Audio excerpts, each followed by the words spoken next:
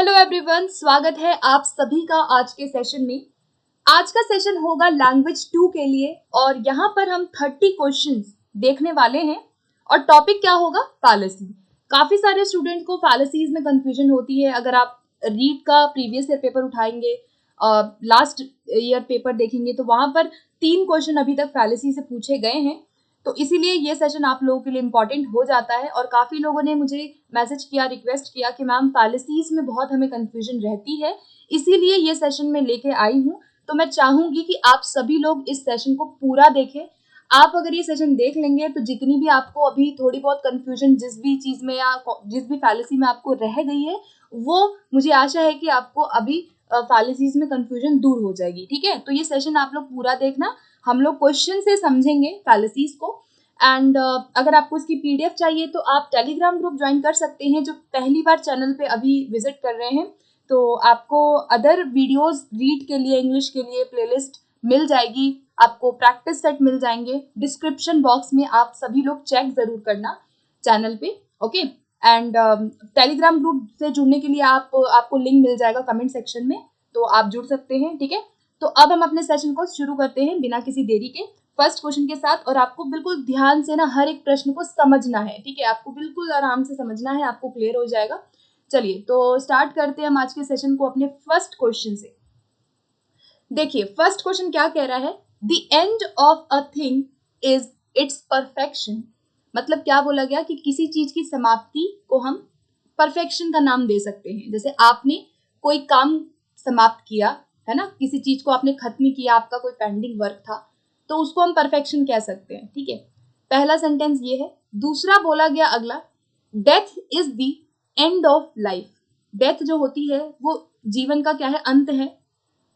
अब यहाँ पे कंक्लूजन क्या निकला कि death is the perfection of life. अब कौन सी फैलेसी आपको यह नजर आ रही है? Fallacy of equivocation, fallacy of composition, hasty generalization या फिर फॉल्स एनालॉजी। तो यहाँ पे देखिए क्या कहा गया ना कि एक चीज की समाप्ति परफेक्शन होती है। ठीक है बात। डेथ जो है वो जीवन का अंत है, समाप्ति है। तो डेथ को क्या बोल दिया इन्होंने? परफेक्शन बोल दिया। यानी कि आपने कंक्लूजन जो निकाला है वो आपने किस बेसिस पे निकाला? शब्दों की वजह से, जहां पे एक रॉन्ग फैलेसी क्रिएट हो रही है। ठीक है, अब आप यहाँ पे देखेंगे कि यहाँ पे एंड जो है वो वर्ड अलग अलग सेंस में यूज किया गया है।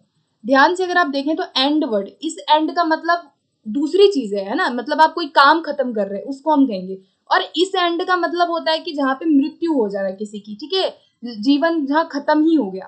तो यानी कि इस वर्ड की वजह से आपने जो कंक्लूजन यहाँ डेथ के बारे में निकाला है वो कहीं ना कहीं गलत निकाला है। सो यहाँ पर क्या है, हम पार्ट टू होल की बात नहीं कर रहे हैं, हम सब पे जनरलाइज नहीं कर रहे हैं, हम कंपेयर भी नहीं कर रहे हैं। हम यहाँ पे क्या कर रहे हैं? वर्ड की वजह से गलत कंक्लूजन को यहाँ पे निकाल रहे हैं। यानी कि यहाँ हमारा राइट आंसर क्या बना? Fallacy of equivocation. Next question की ओर बढ़ते हैं।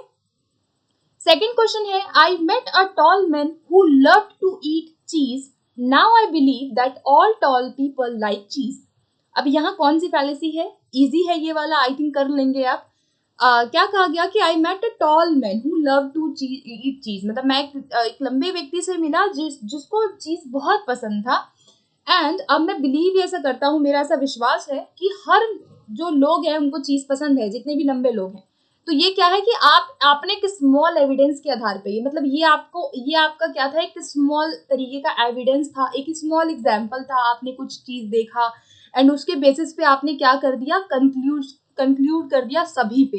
यानी कि ये क्या है? आपका हेस्टी जनरलाइजेशन है, जहां पे हम क्या करते हैं? स्पेसिफिक टू जनरल की तरफ जाते हैं। ठीक है, मतलब आप क्या कर रहे हैं? आपने स्पेसिफिक, आपके सामने उदाहरण था, उसको आपने क्या कर दिया? सामान्य कर दिया सभी पे। तो यहाँ पर हमारा कौन सा होता है? फैलेसी जनरलाइजेशन होता है। ठीक है, अगला देखते हैं नेक्स्ट क्वेश्चन। नेक्स्ट है, a cloud is 90% water, a watermelon is 90% water. Therefore, since a plane can fly through a cloud, a plane can also fly through a watermelon. अब यहाँ कौन सी फैलेसी है? ध्यान से थोड़ा सा इसको समझना। आप वीडियो को पॉज करके इसको पढ़ सकते हैं आराम से। ठीक है, देखो यहाँ कहा गया है ना कि क्लाउड इज 90% वाटर। पहले में किसकी बात की गई है? क्लाउड की। मतलब उसमें 90% वाटर होता है, ठीक बात है। सेकंड में बोला गया वाटरमेलन जो है उसमें भी 90% वाटर होता है, ये भी ठीक है। अब दो चीजों के बारे में अलग अलग बोला गया है। उसके बाद कंक्लूजन क्या निकाला गया यहाँ पर, रिजल्ट क्या निकाला गया कि एक प्लेन जो है वो क्लाउड के ऊपर से उड़ सकता है तो वाटरमेलन के ऊपर से भी उड़ेगा। यानी कि ये गलत आपने कंक्लूजन निकाला। किस बेसिस पे निकाला? आप कंपैरिजन यहाँ पे कर रहे हैं, ठीक है। आपने क्या किया, वाटरमेलन और क्लाउड की पहले आपने क्या बताई कि जो समानता है, ठीक है, मतलब ध्यान से समझना, इसमें क्या है आपका फॉल्स एनालॉजी है, ठीक है।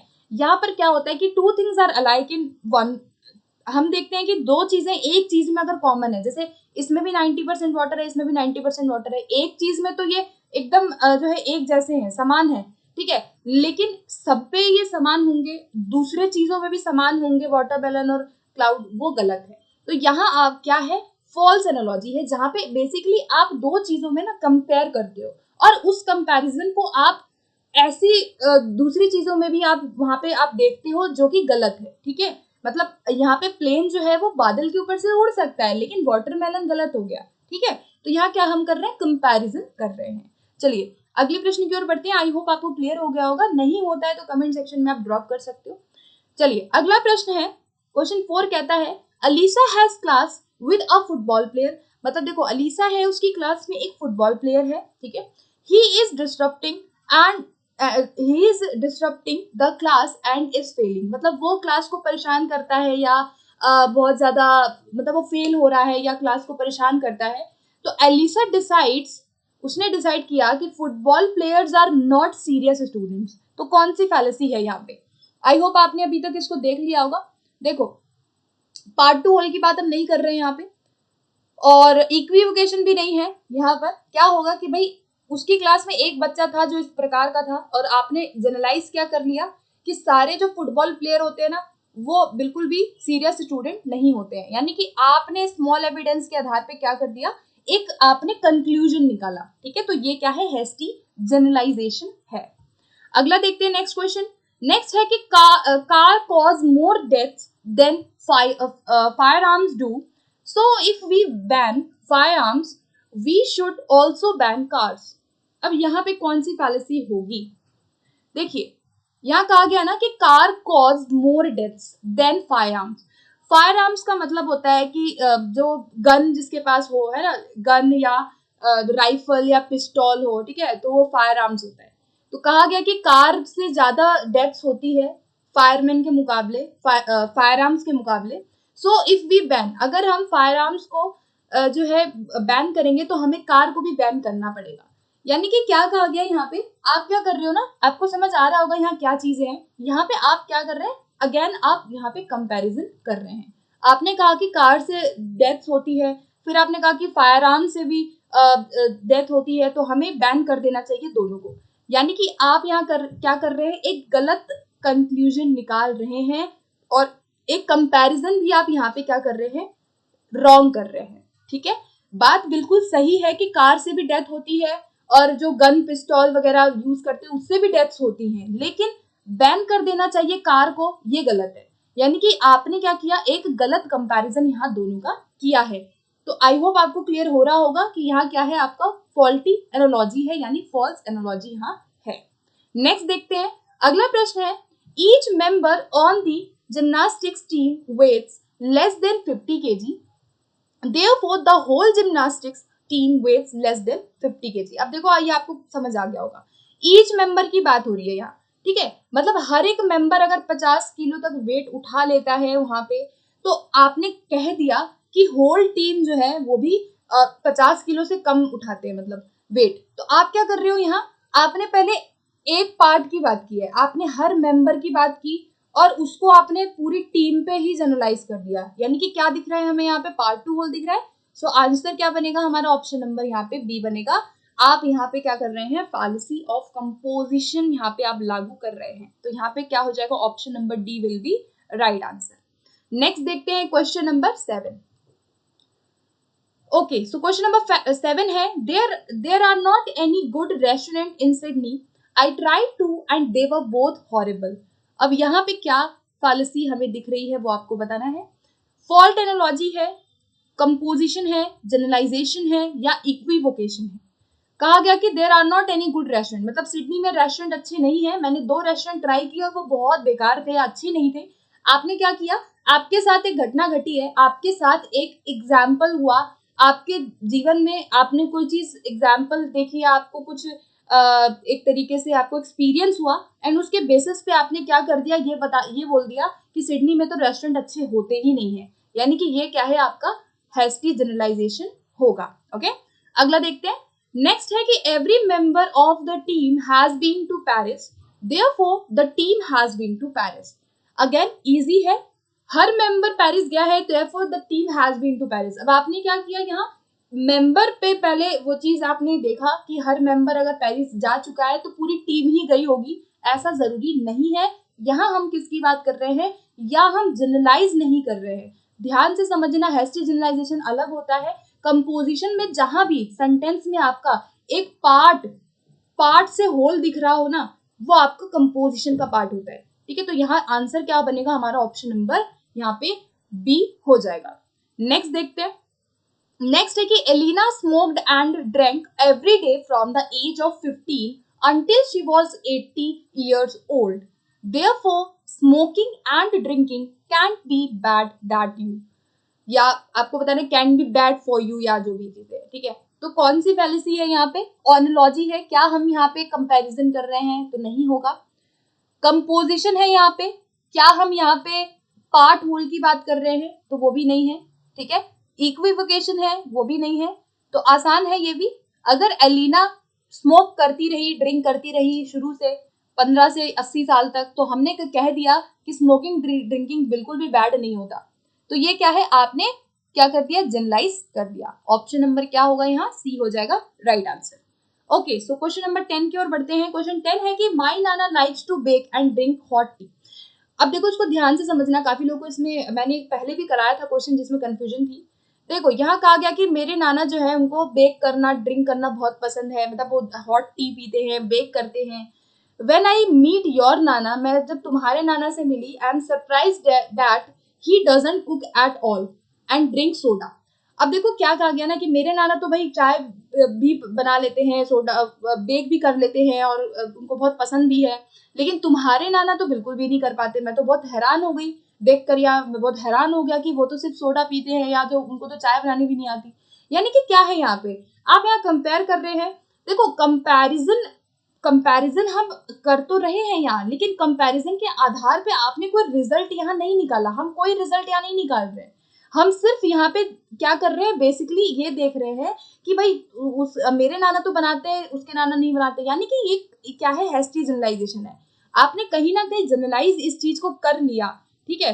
आपने जनरलाइज कर लिया कि अगर मेरे घर में लोग काम करते हैं तो आप ये सोचेंगे कि सभी के घर में लोग काम करते हैं, है ना। तो वो क्या है, जनरलाइजेशन की फैलेसी होती है।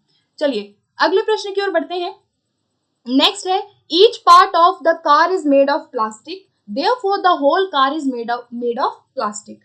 तो यहाँ क्या है, कार का हर पार्ट प्लास्टिक का है। तो आप एक कार की बात कर रहे हैं, ठीक है, हर कार का हर पार्ट एक प्लास्टिक से बना है, तो आप कहते हैं कि पूरी कार ही प्लास्टिक की है, तो ये आपका क्या है, कंपोजिशन हो जाएगा। ऑप्शन नंबर क्या होगा यहाँ, बी हो जाएगा राइट आंसर। आप क्या कर रहे हैं, पार्ट टू होल की बात कर रहे हैं। नेक्स्ट देखते हैं, क्वेश्चन 12 आता है, the Smiths home and the Johns home are both on the same street and were built in the same year, so they probably cost the same. अब यहाँ पे कौन सी फैलेसी है, hasty generalization, faulty analogy, fallacy of equivocation, या composition. तो देखो, composition तो नहीं है, पहले तो आप एलिमिनेट कर दीजिए, जो आपको नहीं लग रहा है ना, आप उस ऑप्शन को एलिमिनेट कर दो, ठीक है। तो ये तो नहीं हुआ, हम पार्ट टू होल की बात नहीं कर रहे इधर, ठीक है। अब देखो क्या कहा गया कि स्मिथ का घर जो है और जो जोन्स का घर है वो सेम स्ट्रीट पे बना, सेम ईयर में बना, यानी आप यहाँ क्या कर रहे हैं, स्मिथ के घर से जॉन के घर को कंपेयर कर रहे हैं, है ना, क्या हो रहा है, कंपैरिजन हो रहा है। अब इस कंपैरिजन के आधार पे आपने कहा कि वो शायद उनका जो कॉस्ट है, जो लागत है, वो भी उतनी ही आई होगी, यानी कि आप यहाँ क्या कर रहे हैं, फॉल्स एनालॉजी की बेसिस पे आप एक कंक्लूजन ऐसा निकाल रहे हैं जो कि क्या है, रेलिवेंट नहीं है। ओके, तो यहाँ क्या होगा, फैलेसी ऑफ फॉल्स एनालॉजी है, ठीक है। उसका घर, दोनों के घर का कंपेयर आप कर रहे हैं और आपने उस कंपैरिजन के आधार पर कह दिया कि भाई वो उनका जो खर्चा है वो भी सेम आया होगा, तो ये गलत है, ठीक है। चलिए नेक्स्ट देखते हैं, क्वेश्चन 13 है, people who have people who have to have a cup of coffee every morning before they can function have no less a problem than alcoholics who have to have their alcohol each day to sustain them. अब यहाँ कौन सी fallacy है, ध्यान से इसको पढ़ना, आप कर लेंगे, ठीक है। देखो क्या है कि जो लोग एक कप ऑफ कॉफी पीते हैं, जैसे अब काफी लोगों को चाय की आदत होती है कि हर सुबह उठ के उनको चाय चाहिए किसी भी काम करने से पहले, तो ये ठीक है कि भाई जो लोग चाय पीते हैं कोई भी चीज करने से पहले, अब इसको कहा गया कि no less than a problem, उनसे उनके प्रॉब्लम से कम नहीं है जो लोग रोज अल्कोहल पीते हैं। यानी आप क्या कर रहे हो यहाँ पे, उन लोगों का कंपैरिजन कर रहे हो जो कॉफी पीते हैं, किससे कर रहे हो, जो अल्कोहल लेते हैं डेली। यानी कि आप कंपैरिजन ऐसा कर रहे हैं ना जो बिल्कुल भी क्या है, अलग है ना, है तो दोनों पीने वाली चीजें लेकिन बहुत अलग है। ओके, तो यहाँ क्या है, आप एक कंपैरिजन के आधार पे जनरलाइज, मतलब एक आप कंक्लूजन निकाल रहे हो गलत, ठीक है। तो यहाँ क्या होगा, fallacy of analogy will be right answer. चलिए नेक्स्ट क्वेश्चन देखते हैं। नेक्स्ट है, to say humans are immortal is like saying a car run forever. अब यहाँ क्या है, to say humans are immortal, आपने कहा कि ह्यूमन जो है वो इमोर्टल है, is like saying a car can run forever. यानी कि आप यहाँ क्या कर रहे हैं, इमोर्टलिटी को क्या कर रहे हैं, आप दोनों चीजों से कंपैरिजन यहाँ भी कर रहे हैं। क्या कर रहे हैं, ह्यूमंस का कंपैरिजन एक कार से कर रहे हैं, तो ये क्या है आपका फॉल्स एनालॉजी की फैलेसी यहाँ हमें दिख रही है, ठीक है। तो यहाँ क्या होगा, फॉल्टी एनालॉजी। चलिए नेक्स्ट देखते हैं। क्वेश्चन 15 कहता है कि every page in the alchemist is very thin, so the alchemist is a very thin book. अब यहाँ क्या है, फॉल्स एनालॉजी, इक्विवोकेशन, कंपोजिशन या हेस्टी जनरलाइजेशन। सो देखिए यहाँ पे क्या कहा गया, आप कह रहे हैं कि every page in the alchemist. अब एक एल्केमिस्ट बड़ी फेमस बुक है और शायद आपने पढ़ी भी होगी, बहुत अच्छी बुक है पॉलो कैलो की। उसमें उन्होंने मतलब वो जो बुक है उसमें ये यहाँ पे कह रहा है कि एवरी पेज, मतलब उस बुक का हर पेज जो है बहुत थिन है, ठीक है। तो आपने कह दिया कि पूरी की पूरी बुक है वो भी थिन होगी, तो ऐसा जरूरी तो नहीं है कि अगर पेज पतले हैं तो बुक भी बिल्कुल पतली ही सी ही होगी, है ना। तो यहाँ क्या है, आप क्या कर रहे हो, यहाँ पर आप एक प्रकार से पार्ट होल की बात कर रहे हो, ठीक है। यानी कि क्या होगा, यहाँ हमारा फैलेसी ऑफ कंपोजिशन है ना। आप क्या कर रहे हैं कि पेज अगर उसके पतले हैं तो पूरी बुक पतली होगी, यानी पार्ट टू होल की बात हम यहाँ कर रहे हैं। सेंटेंस में पार्ट टू होल हमें नजर आ रहा है, ठीक है। तो आई होप आपको क्लियर हो गया होगा। कंपैरिजन नहीं कर रहे हैं, वर्ड की वजह से ऐसा कुछ हम कंक्लूड नहीं कर रहे हैं, ना ही हम सब पे लागू कर रहे हैं कोई चीज, ठीक है। तो आप देखो जितना आप इजी इसको बनाएंगे ना फैलेसी को, वो इतना ही आपको इजी लगेगा, ठीक है। तो मैं बस यही कहूंगी। चलिए अगला प्रश्न देखते हैं। बहुत अच्छा क्वेश्चन, रीट में आया हुआ प्रश्न है ये, रीट का प्रीवियस ईयर क्वेश्चन है जो आया था। अब देखो अगर मान लो कि ये क्वेश्चन आपको पहली बार आज नजर आता तो क्या आप इसको कर नहीं लेते, बिल्कुल कर लेते आप इसको अभी, ठीक है। अब आप ये अज्यूम करिए कि ये क्वेश्चन आपने पहले नहीं देखा है, तो अब कैसे करेंगे। देखो noisy children are a real headache, मतलब जो नॉइजी चिल्ड्रन है वो बिल्कुल एक रियल हेडेक होते हैं। 2 aspirin will make a headache go away. अब यहाँ पे 2 एस्पिरिन जो है वो एक हेडेक को भगा देती है। अब आपने 2 चीजों की वजह से, 2 वर्ड की वजह से आपका जो कंक्लूजन निकला वो क्या निकला कि जो एस्पिरिन है वो भी नॉइजी चिल्ड्रन को क्या करेगी, भगा देगी या हटा देगी। तो अब आपको क्या नजर आ रहा है यहाँ पे क्वेश्चन 16 में, एक जो हेडेक वर्ड है ना वो डिफरेंट उसमें यूज किया गया है। एक वर्ड की वजह से आपने गलत कंक्लूजन यहाँ निकाल दिया बच्चों के बारे में, यानी ये क्या है, फैलेसी ऑफ इक्विवोकेशन है। क्या है, फैलेसी ऑफ इक्विवोकेशन। ओके चलिए नेक्स्ट क्वेश्चन की तरफ बढ़ते हैं। अब हम क्वेश्चन 17 है, story made up of good paragraph is thus said to be a good story. अब यहाँ क्या होगा, fallacy of equivocation, fallacy of composition, hasty generalization या फिर फॉल्स एनालॉजी। क्या कहा गया कि एक स्टोरी जो है वो गुड पैराग्राफ से बनती है, तो हमने कह दिया कि वो भी एक अच्छी स्टोरी होगी। तो ये यहाँ क्या है, आप पार्ट होल की बात कर रहे हो। अगर आप ध्यान से इस क्वेश्चन को देखेंगे, यहाँ कहा गया कि एक स्टोरी है मान लो, ठीक है। अब उसमें बहुत अच्छे पैराग्राफ है, बहुत अच्छे पैराग्राफ उसमें दिए हुए हैं, फिर भी अगर वो स्टोरी मान लो कि लोगों को पसंद ना आए, है ना, हो सकता है ना। अब जैसे कोई फिल्म है उसमें सारे एक्टर एक्ट्रेस जो हैं वो बिल्कुल A1 है, बहुत अच्छे एक्टर्स हैं, तो जरूरी नहीं है कि अच्छे एक्टर्स हैं तो वो फिल्म भी बहुत ब्लॉकबस्टर हो जाएगी, नहीं होता ना। यानी कि आप क्या कर रहे हैं, पार्ट टू होल कर रहे हैं, ठीक है, तो ये क्या है हमारा फैलेसी ऑफ कंपोजिशन यहाँ पर आंसर हमारा होगा। ठीक है, चलिए नेक्स्ट क्वेश्चन की ओर बढ़ते हैं। क्वेश्चन 18 देखेंगे। Better to see a football game one spectator stands assuming that everyone trying to get a good view for of the game can also stand। अब यहाँ क्या है, ध्यान से देखना, एक फुटबॉल गेम है, उसमें कहा गया कि भाई एक गेम चल रही है और वहां पे अगर एक स्पेक्टेटर का मतलब होता है जो ऑडियंस होती है या जो दर्शक होते हैं, ठीक है, अगर एक दर्शक खड़ा होता है तो उसको अच्छे से दिखता है, और हमने एज्यूम किया कि अगर हर कोई खड़ा हो जाएगा तो सबको अच्छे से दिखने लग जाएगा या अच्छे से उन सबको नजर आएगा। तो ऐसा जरूरी नहीं है कि अगर एक पर्सन खड़ा हो रहा है तो अगर मान लो कि एक पर्सन खड़ा हो गया उसको अच्छे से दिख रहा है और पूरे जितने लोग वहां बैठे हैं 10 लोग वो सब खड़े हो गए तो सबको दिखने लग जाएगा, ऐसा जरूरी नहीं है। यानी कि ये क्या है आपका कंपोजिशन है। ठीक है, आप क्या कर रहे हो, एक पर्सन की बात पहले आपने की, फिर आपने सबकी बात की, यानी पार्ट टू होल की बात कर रहे हैं।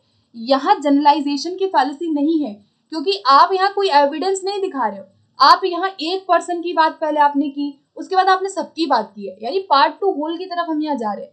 ठीक है, तो देखो गाइस, जो हैस्टी जनरलाइजेशन है और जो कंपोजिशन है ना वो काफी सिमिलर है, बस फर्क सिर्फ इसी का है कि जनरलाइजेशन में हम स्पेसिफिक टू जनरल जाते हैं, ठीक है, और कंपोजिशन में पार्ट टू होल जाते हैं।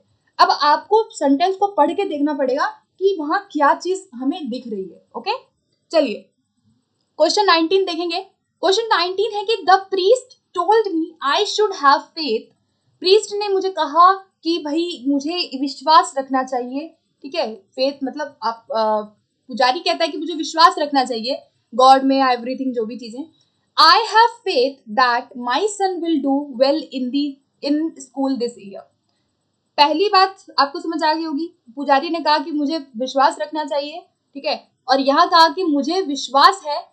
इस वाले विश्वास का मतलब क्या है कि मुझे विश्वास है कि मेरा जो सन है वो इस साल बहुत अच्छा करेगा। अब यहाँ पे कंक्लूजन क्या निकला, therefore priest should be happy with me. तो अब आप यहाँ क्या दिख रहा है आपको कि प्रीस्ट ने कहा आपको विश्वास होना चाहिए और उसको विश्वास है कि उसका बेटा अच्छा करेगा, तो यहाँ पे प्रीस्ट हैप्पी होके क्या करेगा, क्योंकि यहाँ पे तो आपने क्या किया, आप दो वर्ड की वजह से आपने एक वर्ड देखा या आपने कोई फ्रेज देखा, उस फ्रेज की वजह से ना एक्सप्रेशन जो है वो मल्टीपल सेंसेस में हमें नजर आता है। तो यहाँ क्या है, इक्विवोकेशन हमारा राइट आंसर बनेगा। यहाँ पे जो फेथ वर्ड है ना वो अलग अलग पर्सपेक्टिव में यूज किया गया है और उसके आधार पर आपने जनरलाइज क्या किया, उसके आधार पर आप जो कंक्लूजन पे आए हैं वो गलत है। तो यहाँ है फैलेसी ऑफ इक्विवोकेशन। चलिए क्वेश्चन 20 देखते हैं। क्वेश्चन 20 है कि people who buy stocks are no different from people who bet on horse racing. They both risk their money with little chance of making a big profit. ये question आपका कहाँ से है, रीट में पूछा गया प्रश्न है प्रीवियस ईयर। तो देखो अब आप वही एज्यूम करिए कि आपने ये क्वेश्चन पहले नहीं देखा है तो भी आप अब कर लेंगे इस क्वेश्चन को। ठीक है, यहाँ कहा गया कि आप क्या कर रहे हो, एक कंपैरिजन यहाँ पे कर रहे हो, किसका, जो लोग स्टॉक मार्केट में स्टॉक खरीदते हैं और जो लोग क्या करते हैं, शर्त लगाते हैं हॉर्स रेसिंग में, और इस दोनों के कंपैरिजन के आधार पे आपने बोला कि वो दोनों ही अपने पैसे को रिस्क पे लगाते हैं प्रॉफिट के लिए। यानी आप यहाँ क्या कर रहे हैं, देयर इज अ कंपैरिजन। तो यहाँ क्या होगा, ऑप्शन नंबर डी हमारा राइट आंसर बनेगा। ठीक है, फॉल्स एनालॉजी यहाँ पे हमारा होगा। ओके, चलिए अगला देखते हैं। क्वेश्चन 21 है कि some teenagers in our community recently vandalized the park downtown.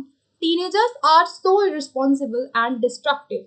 अब यहाँ कौन सी फैलेसी है, क्वेश्चन नंबर 21 में इक्विवोकेशन, तो यहाँ इक्विवोकेशन हमें नहीं नजर आ रहा। ठीक है, कंपोजिशन, पार्ट होल की बात हम कर रहे हैं, जनरलाइजेशन कर रहे हैं, यहाँ पर स्पेसिफिक टू जनरल की तरफ जा रहे हैं, या फिर हम यहाँ कंपैरिजन कर रहे हैं। तो कंपैरिजन नहीं हो रहा, यहाँ एनालॉजी नहीं है, इक्विवोकेशन नहीं है, बच गए दो ऑप्शन। अब देखो ये कहा गया कि कुछ जो टीनेजर्स हमारी कम्युनिटी में है ना वो वेंडलाइज करते हैं पार्क को। वेंडलाइज का मतलब होता है कि जहाँ पे आप क्या कर रहे हो, किसी की संपत्ति को नष्ट कर रहे हो। ठीक है, वेंडलाइज मतलब कि किसी संपत्ति को नष्ट करना, कुछ चीज। ठीक है, तो वो क्या है, टीनेजर्स बहुत ज्यादा नष्ट कर रहे हैं पार्क को।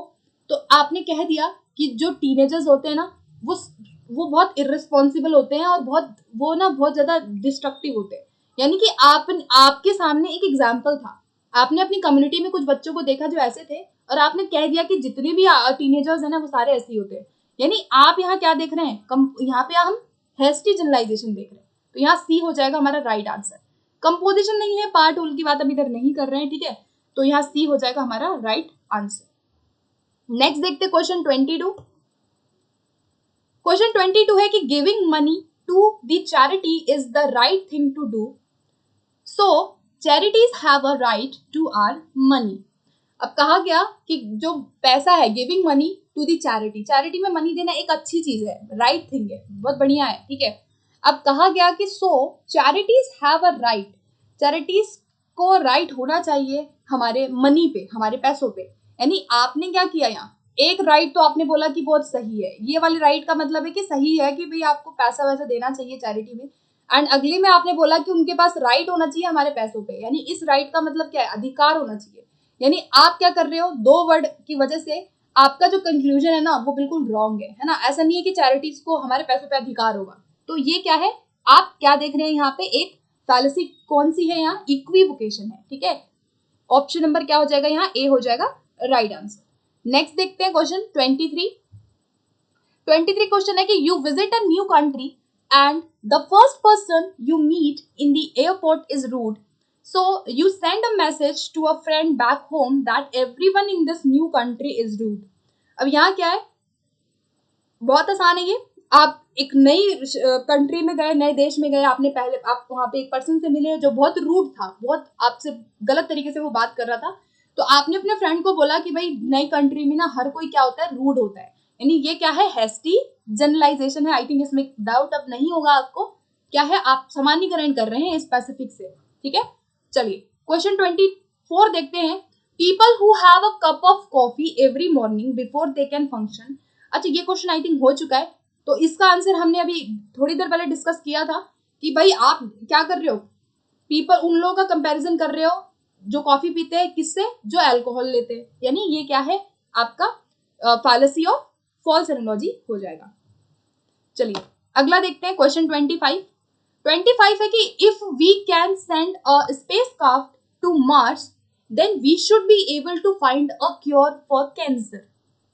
यहाँ पे कौन सी फैलेसी है, इक्विवोकेशन, कंपोजिशन, हेस्टी जनरलाइजेशन या फिर फॉल्स एनालॉजी। क्या कहा गया, if we can send a spacecraft to Mars, अगर हम मार्स पे कोई स्पेसक्राफ्ट भेज सकते हैं, then we should be able to find a cure, हमें कैंसर के लिए, इलाज के लिए भी मतलब क्या करना चाहिए, हमें कुछ उसका इलाज ढूंढना चाहिए। आप क्या कर रहे हो यहाँ पे, आप एक प्रकार से यहाँ पर कंपैरिजन कर रहे हैं। देखो ध्यान से देखना, आप कंपैरिजन किस चीज का कर रहे हो कि भाई अगर आप मार्स पे स्पेसक्राफ्ट भेज सकते हैं, मतलब हमने इतनी तरक्की की है, तो हमें कैंसर का भी इलाज करना चाहिए। यानी यहाँ पे कौन सी फैलेसी है, फैलेसी ऑफ फॉल्स एनालॉजी है, ठीक है। तो option number D will be right answer. Okay, so अब देखते हैं क्वेश्चन नंबर 26। 26 है nothing would be better than a high score in this test.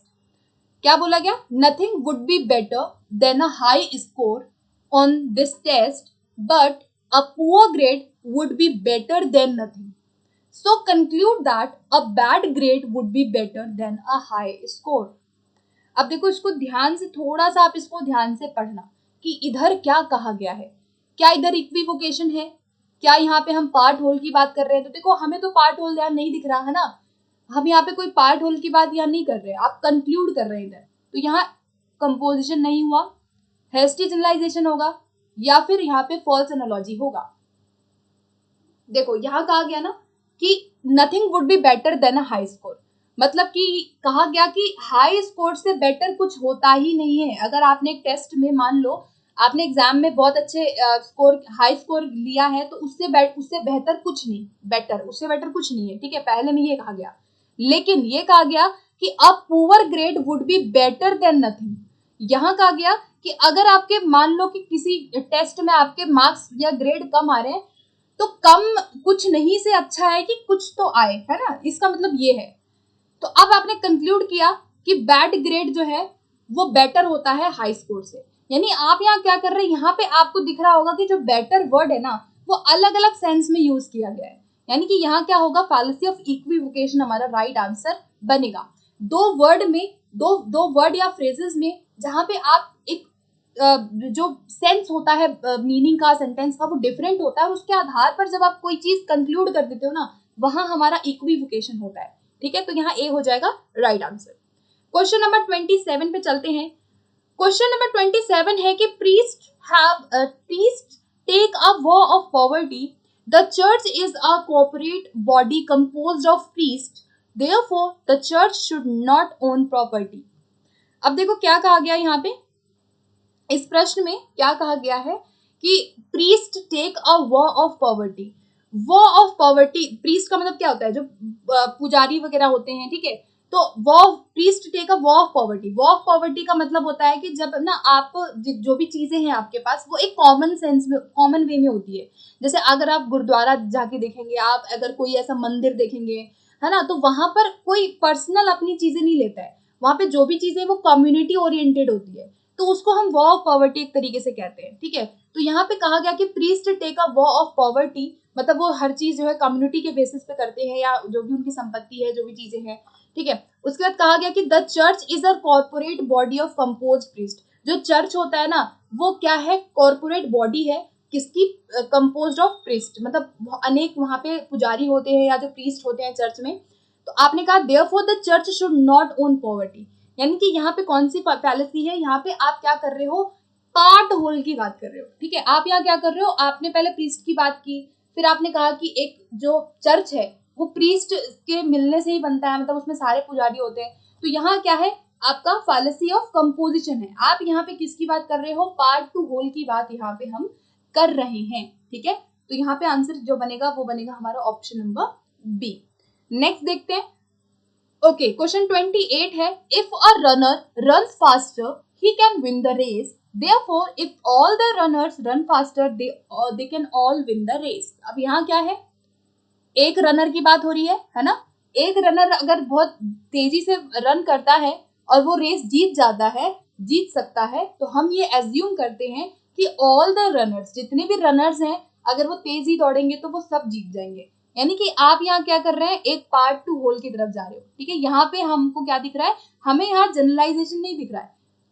आप देखेंगे सीधा सीधा यहाँ एक रनर से सबकी बात हो रही है ना, तो आप उस पर्टिकुलर टीम की बात कर रहे हो। ठीक है, फर्क सिर्फ ये है कि आप एक पर्टिकुलर टीम की बात कर रहे हो, आप केवल और केवल रनर्स की बात कर रहे हो, आप यहाँ क्रिकेटर्स की बात नहीं कर रहे। तो आप यहाँ पार्ट टू होल पे है। ठीक है, यानी कि यहाँ क्या होगा, फैलेसी ऑफ कंपोजिशन होगा हमारा राइट आंसर। ओके, चलिए क्वेश्चन 29 देखते हैं। The brain is in some respects like a computer. अब क्या कहा गया, देखो पहली लाइन में क्या कहा गया है ना, कि जो ब्रेन है हमारा, वो कुछ कुछ उसमें हम जो है कंप्यूटर के जैसा होता है। यानी आपको पता चल गया होगा पहली लाइन में क्या कह रहा है, क्या यहाँ पे कहा गया है कि ब्रेन का कंपैरिजन आप यहाँ कंप्यूटर से कर रहे हैं। ठीक है, तो अब आप समझ गए होंगे, हमें पढ़ने की जरूरत ही नहीं है पूरा पूरा। देखो अब आगे पढ़ते हैं। Computers receive and store input in discrete bits, therefore ideas in the brain are formed from discrete bits of information. अब देखो कहा गया है कि जो कंप्यूटर्स है वो क्या करते हैं, जो डाटा है उसको बिट्स के अंदर जो है स्टोर करते हैं, रिसीव करते हैं। तो हमारा ब्रेन भी आइडियाज को ऐसे ही रिसीव करता है, ये गलत है। कंप्यूटर जिस तरीके से डाटा को हमें कलेक्ट करता है, रिसीव करता है, उस तरीके से हमारा माइंड नहीं कर सकता। यानी कि आप क्या कर रहे हैं, एक कंपैरिजन कर रहे हैं। ठीक है, जो कुछ कुछ रिस्पेक्ट में तो सेम है ना, मतलब ब्रेन और कंप्यूटर की बात यहाँ पे सही बोली गई है, लेकिन इसके आधार पर जब आप कंक्लूजन निकाल रहे हो ना, वो गलत निकाल रहे हो। तो इसीलिए यहाँ पे फैलेसी हमारी क्या बनेगी, फॉल्स एनालॉजी बनेगी। यहाँ बनेगा हमारा ऑप्शन नंबर डी। ओके, चलिए लास्ट क्वेश्चन हमारा आज का देखेंगे, क्वेश्चन नंबर 30। क्वेश्चन 30 है, an environmental group illegally blocked loggers and workers at a nuclear plant.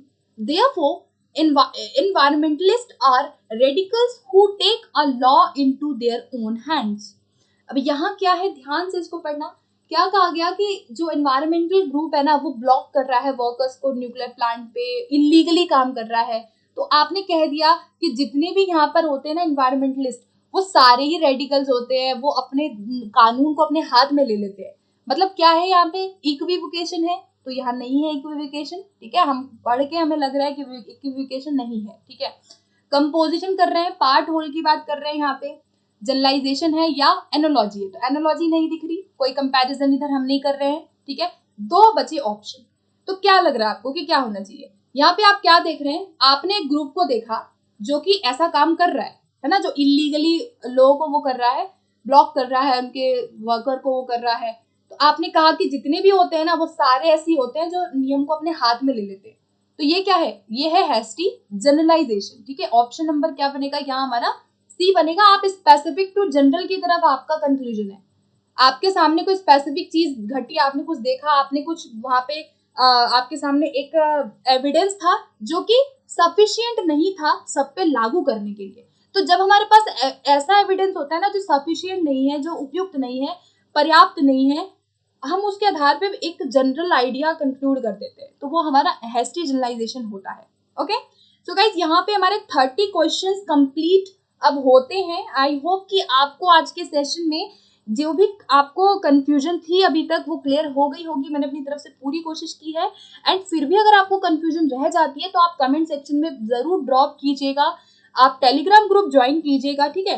अच्छा, यहाँ पे कुछ एग्जाम्पल्स और हैं जो यहाँ पे मैंने एक्स्ट्रा लिख रखे हैं फॉल्स एनोलॉजी के बारे में, वो डिस्कस कर लेते हैं। गन्स आर लाइक हैमर्स, देखो गन्स और हैमर्स का कंपैरिजन कर रहा है कि दोनों मेटल से बनते हैं, तो दोनों मर्डर के लिए यूज कर सकते हैं हम। तो ये क्या है? एनोलॉजी है। अब आपको समझ आ रहा होगा।